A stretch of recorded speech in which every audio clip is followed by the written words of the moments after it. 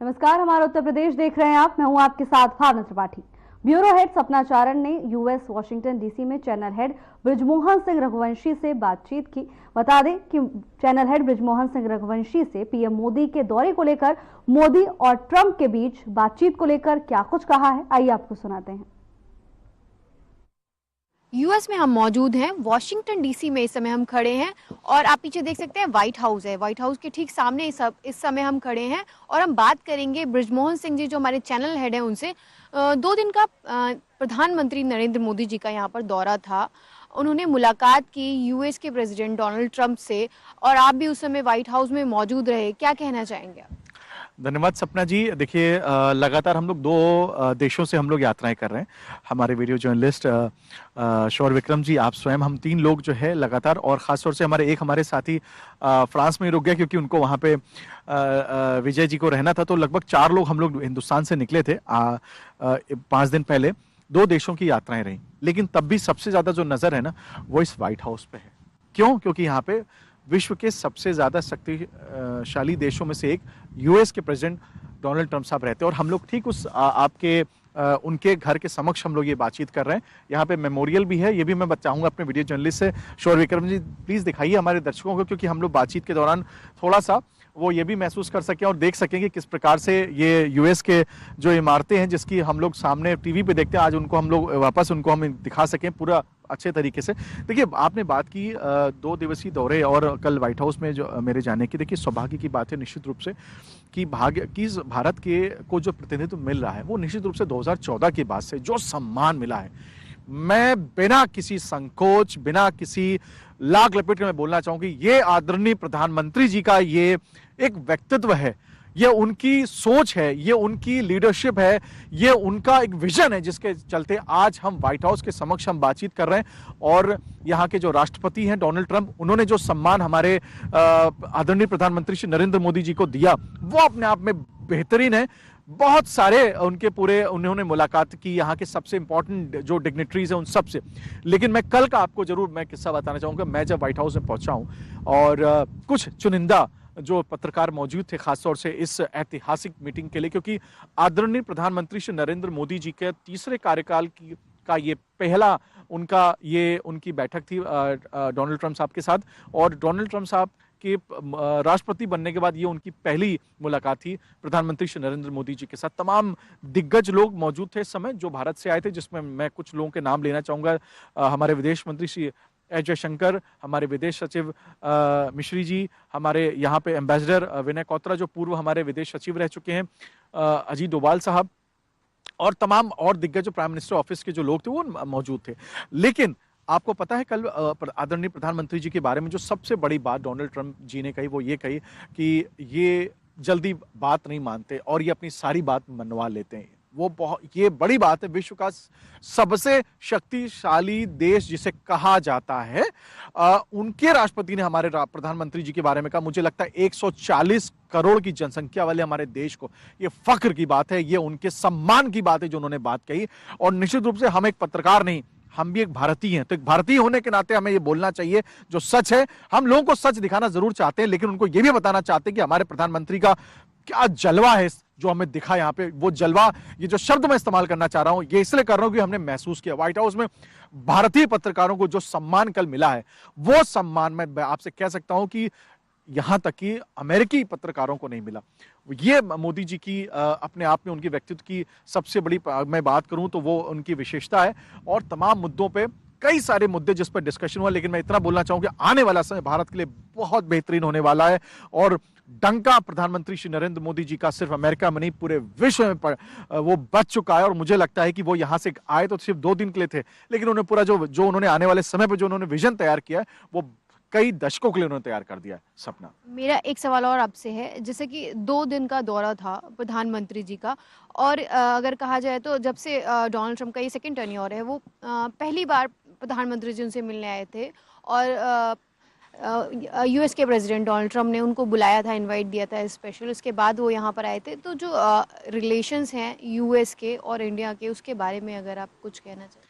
देखिए, निश्चित रूप से क्या है ना, हमारी जो भारतीय मीडिया है और भारतीय मीडिया के कुछ वो चुनिंदा पत्रकार मैं इसलिए कहना चाहता हूं क्योंकि उनकी जो सोच है ना वो निश्चित रूप से एक बहुत अलग सी, मैं समझ नहीं पाता। आप एक भारतीय हैं, हमेशा आपके चश्मे पे सिर्फ काला चश्मा लगा है, आपको कुछ दिखता नहीं है, सफेद चश्मा नहीं लगा सकते आप। वैसे ही मैं अपने विपक्षी दलों से बोलूं कि अभी कुछ दिन पूर्व इनलीगल माइग्रेंट्स आए थे, जिसको लेकर के कई सारे यूट्यूब चैनल्स, कुछ पत्रकार जो अपने आंकलन करने लगते हैं जरा सी किसी घटना के ऊपर। मैं आपको बताते चलूं वो इनलीगल माइग्रेंट से, आप इनलीगली रहेंगे तो आपके साथ कोई कैसा व्यवहार करेगा। मैं व्यवहार के ऊपर नहीं जाना चाहता हूं कि उन्होंने कितना गंदा खराब किया, लेकिन कल भी प्रधानमंत्री श्री नरेंद्र मोदी जी ने एक बात की, क्योंकि उनको बहका के लाया जाता है। मैं अपने भारतीयों से बस इतनी अपील करना चाहता हूं, कल प्रधानमंत्री जी ने एक बड़ी बात कही कि आपको जो लोग बहका के लाते हैं, थोड़ा सा आप सतर्क रहिए। आप पढ़े लिखे, आप इतने दूर देश में आ रहे हैं, तो ऐसे इस तरह से क्यों आना चाहते हैं। और इसके बावजूद भी देखिए, इन सब के बावजूद भी आप ही के सवाल में आपका जवाब छुपा है कि ऐसे इमिग्रेंट्स जो इलीगल इमिग्रेंट्स थे उनको हटाने के बाद यहाँ से खासतौर से भारतीयों को, वो यहाँ के राष्ट्रपति की सोच नहीं बदली है, क्योंकि वो जानते हैं कि थोड़ा सा अगर मान लीजिए आपका चावल कच्चा रह जाए या जल जाए तो उसका मतलब ये नहीं कि पूरा खाना खराब है।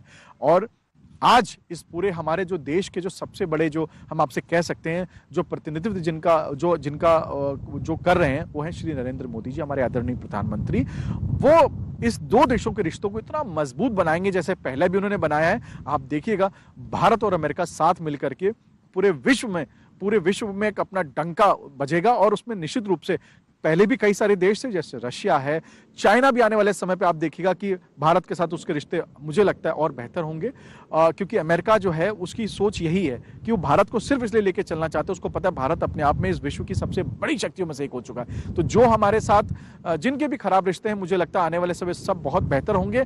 और ये जो, जैसे हम आपको मैं दिखाते चलूँ कि देखिए, मैं अपने वीडियो जर्नलिस्ट से, देखिए आसमान को दिखाएं प्लीज, यहाँ कितना साफ आसमान है, यहाँ का धूप इतनी खिली खिली सी है, इतनी, हम लोग लगभग 1 डिग्री सेंटीग्रेड में खड़े हैं, लेकिन इतनी बढ़िया सूरज निकला है, इतना बढ़िया धूप है कि सब कुछ अच्छा लग रहा है ना।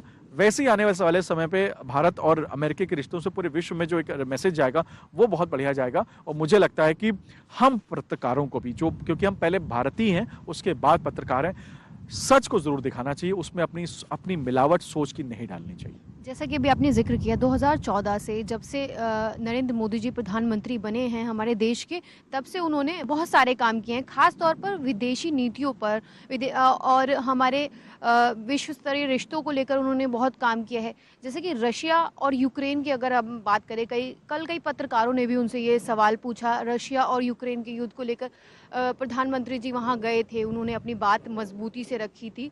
तो कल जब डोनाल्ड ट्रंप और प्रधानमंत्री नरेंद्र मोदी जी दोनों साथ में बैठे थे, उस समय भी ये सवाल उठा, तो प्रधानमंत्री जी ने कहा कि हम उस मुद्दे को दोबारा भी रखेंगे। तो आपको क्या लगता है, यूएस और इंडिया मिलके इस युद्ध को कोई नजरिया दे पाएगा, कोई भूमिका बना पाएगा इसमें? देखिए, निश्चित रूप से मैं आपको बताते चलूं, 2014 से पहले भी मैंने विदेश यात्राएं की हैं। मैं कह सकता हूं कि वो विदेश यात्राएं, हमें लगता था कि हम पीछे वाले डेस्क पर बिठाए गए थे। कल हमें फ्रंट सीट मिली थी, और हम में विदेशी पत्रकारों में, यहाँ तक कि अमेरिकी पत्रकारों से ज़्यादा महत्व हमें मिला व्हाइट हाउस में। क्यों? क्योंकि हमारे जो प्रतिनिधित्व जो कर रहे थे, उनका नाम है आदरणीय Shri Narendra Modi ji.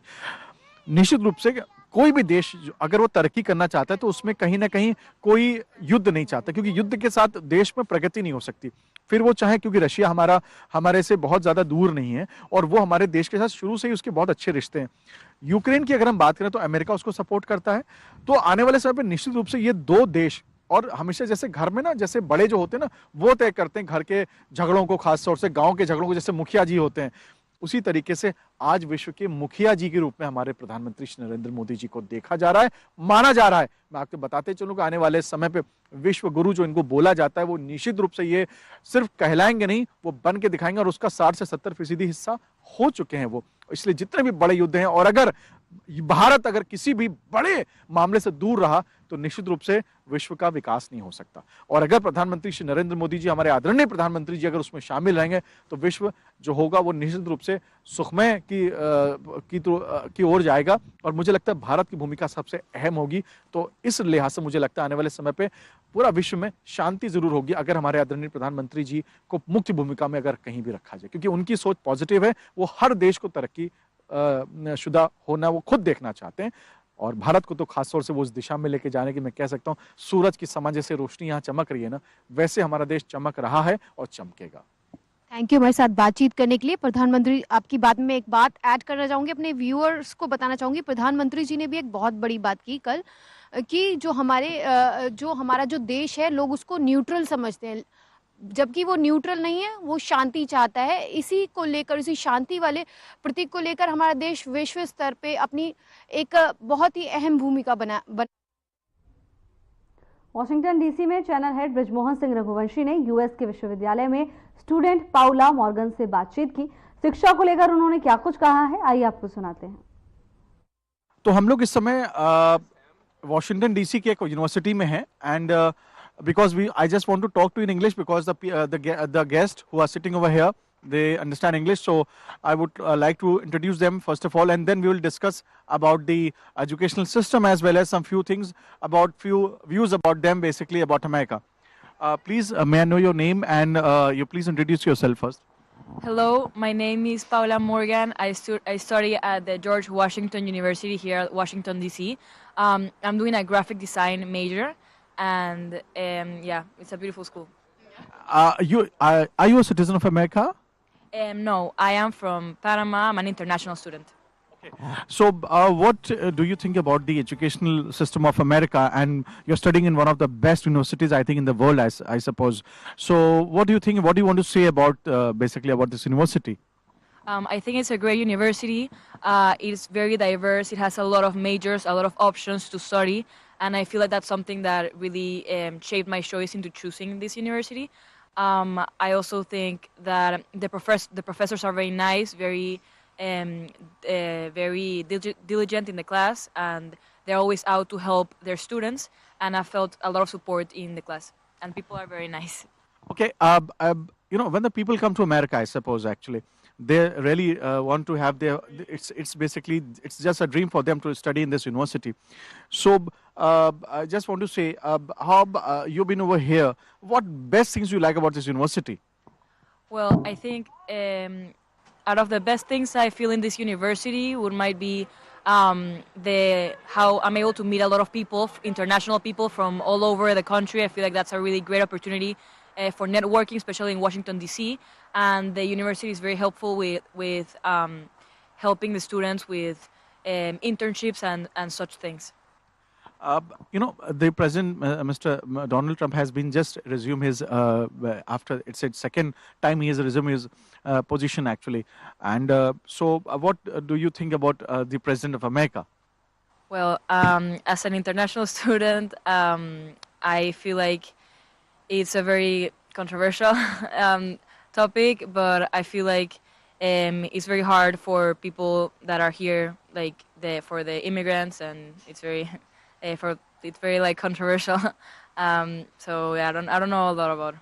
One last thing, actually, have you been to India? And do you know Mr. Modi, Mr. Narendra Modi, the Prime Minister? He had came over here for 2 days to America. What do you think about India as well as about Mr. Narendra Modi, if you have known about him? So I am not very aware of the politics in India, and I have never been to India, but my parents have, and they say it's a beautiful country. And I think I hope it's very good that the Prime Minister came here, so the connections, and it's very nice. Thank you so much. We have another guest actually. I think for her, I need to come over there because she's over here.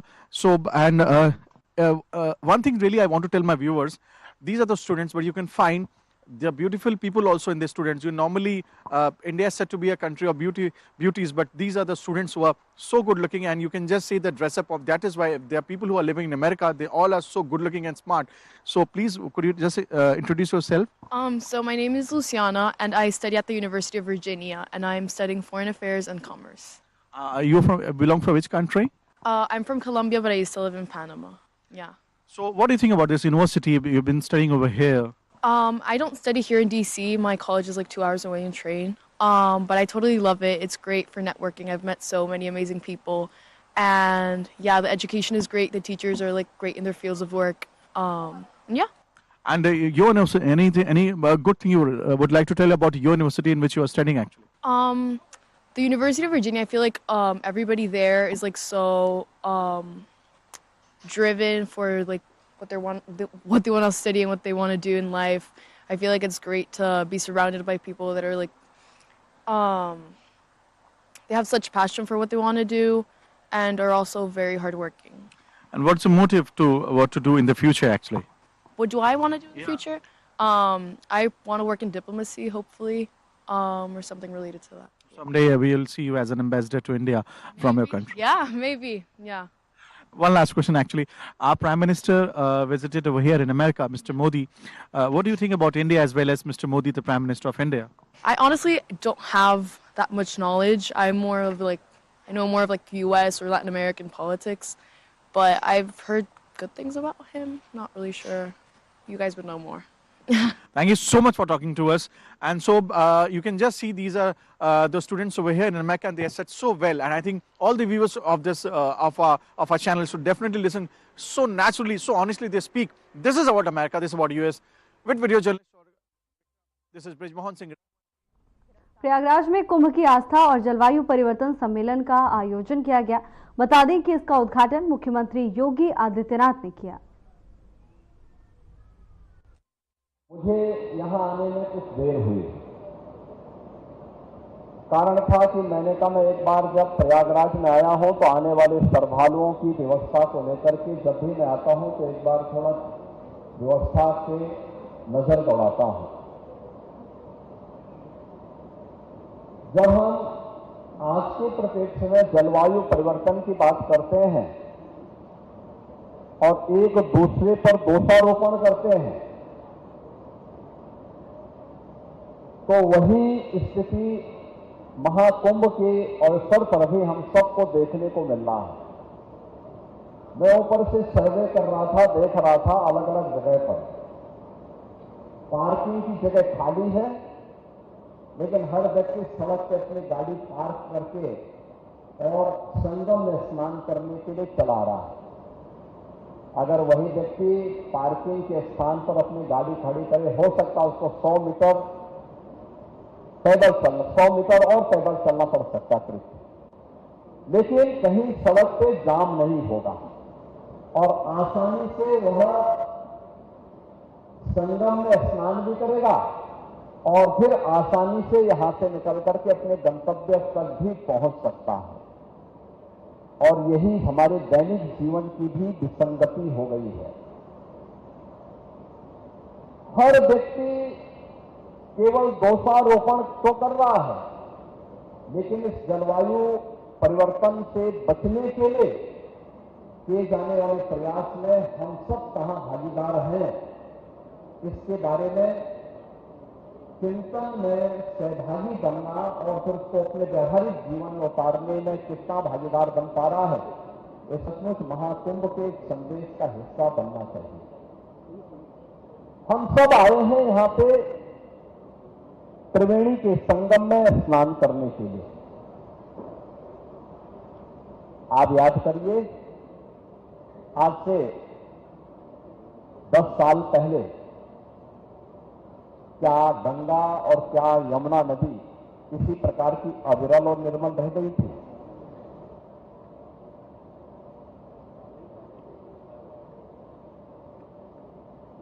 हमारा अथर्ववेद कहता है माता भूमि पुत्रोहम पृथिव्या।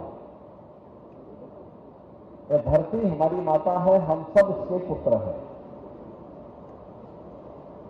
हम जब अपने वैदिक सूत्रों में ढूंढते हैं तो हमें शांति पाठ में इस चराचर जगत के कल्याण की हम बात करते हैं, लेकिन दैनिक जीवन में हम स्वयं के मार्ग में, कल्याण के मार्ग में स्वयं बैरियर बनकर के खड़े हो जाते हैं। एक प्रश्न हमारे सामने है। आज सायंकाल तक 13 जनवरी से लेकर के 16 फरवरी के बीच इन 35 दिनों में 52 करोड़ श्रद्धालु मां गंगा, यमुना और मां सरस्वती की इस पावन त्रिवेणी में आस्था की डुबकी लगा चुके होंगे। 52 करोड़ लोग तब यहाँ डुबकी लगा पा रहे हैं जब माँ गंगा और यमुना में और माँ सरस्वती की कृपा से अविरल जल है। और जो भी डुबकी लगा रहा है वो एक आध्यात्मिक ऊर्जा का अनुभव करके अपने अनुभव को जो अपने गांव में और अपने आसपास के क्षेत्र में साझा कर रहा है, तो वहां से फिर बड़े पैमाने पर श्रद्धालु आकर के इस पूरे आयोजन को इस रूप में सफलता की नई ऊंचाई तक पहुंचा रहे हैं कि दुनिया का ये सबसे बड़ा आयोजन बन गया, सबसे बड़ा आयोजन बन गया। आयोजन बड़ा है, स्वाभाविक रूप से हर व्यक्ति के मन में एक जिज्ञासा भी है। कल दुर्भाग्य से नई दिल्ली रेलवे स्टेशन पर एक दुर्भाग्यपूर्ण घटना घटित हुई। मैं इस अवसर पर उन सभी पुण्य आत्माओं को विनम्र श्रद्धांजलि भी अर्पित करता हूं। लेकिन बहनों और भाइयों, हम सबको सोचना होगा कि कार्बन उत्सर्जन का और पर्यावरण के प्रदूषण का कारण ही जलवायु परिवर्तन है। और जलवायु परिवर्तन का ही कारण हमारी अविरल इस धरती माता की धमनियों के रूप में जिन नदियों को कार्य करना चाहिए था, वे सूखती जा रही हैं। अनुमान करिए, अगर शरीर की रक्त धमनियां सूख गई तो शरीर की स्थिति क्या होगी। और ऐसे ही धरती माता की स्थिति भी है।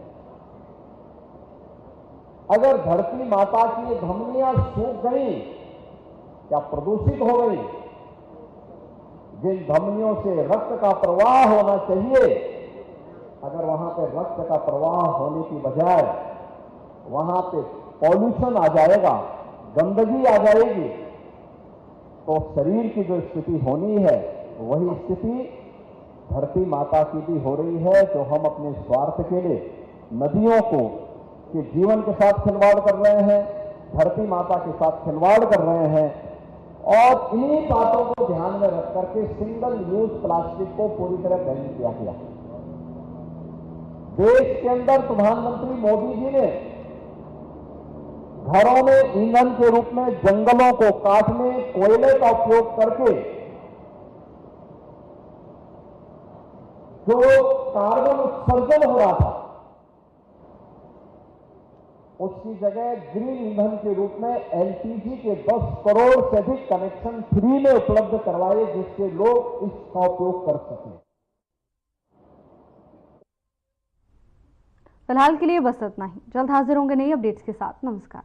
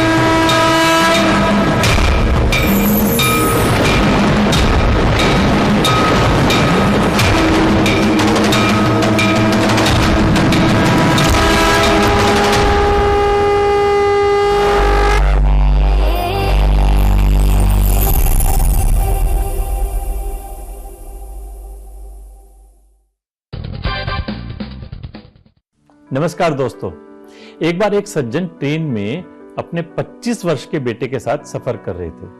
ट्रेन की खिड़की से बाहर देखकर लड़का चिल्ला रहा था, पापा देखो पेड़ पीछे भाग रहे हैं। पिता मुस्कुराया, लेकिन पास बैठा व्यक्ति इस युवक के बचकाने व्यवहार से थोड़ा परेशान हो गया। उसको अजीब सा लगा। थोड़ी देर बाद लड़का फिर चिल्लाया, पापा देखो कितने रंग बिरंगे सुंदर पहाड़ हैं, बादल हैं, नदियां हैं। पिता फिर मुस्कुराया, लेकिन पास बैठे